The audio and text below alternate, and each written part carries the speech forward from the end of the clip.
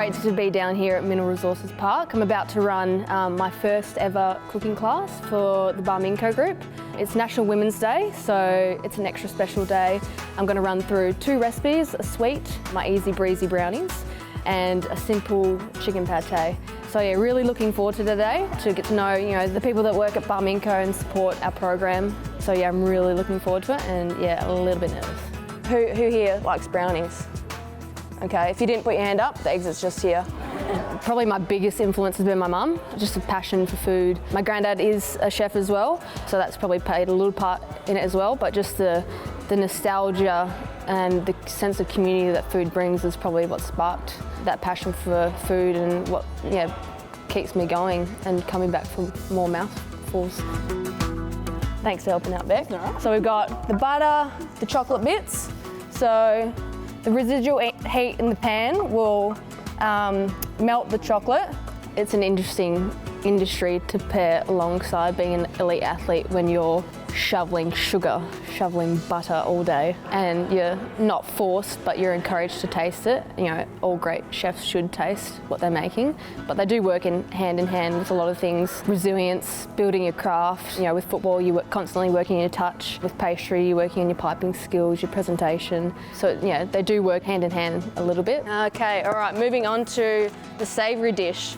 Okay, this is also bit of a secret family recipe actually. It's probably been around my family probably longer than I've been around, which isn't too long, I'm still pretty young.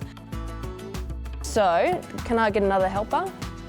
So round 1 this year was my first game back in, I think it was worked out to be 1,078 days. It's not Brie Green, is it? Oh no. It couldn't be possibly. It wasn't on the ground for very long, maybe between 8 and 10 minutes. Went up for a contest. Was in the forward line just to put forward pressure on, bring it to ground, and just landed awkwardly on the ankle. Yeah, so obviously it hasn't been ideal with the amount of injuries that I've had and the amount of setbacks, up and downs, but it just made it that much sweeter just to finally get that debut. If you asked me 3 years ago, is it going to be worth it just to be able to play 1 game, I'd say hell yes. Balance probably doesn't exist at the moment, so let me put it in perspective. So the week of Valentine's Day and Chinese New Year actually fell on the same week. So I worked 58.5 hours at my job and then came here to train as well. So that's balance for you.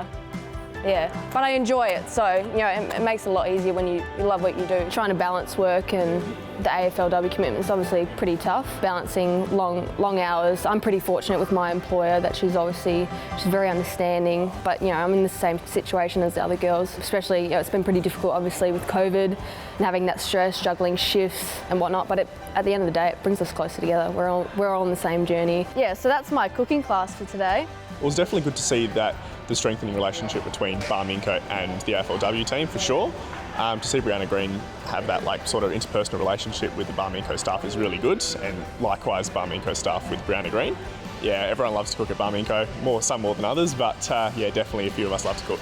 How is it? I'll just double check. Is it okay? Yeah. Yeah.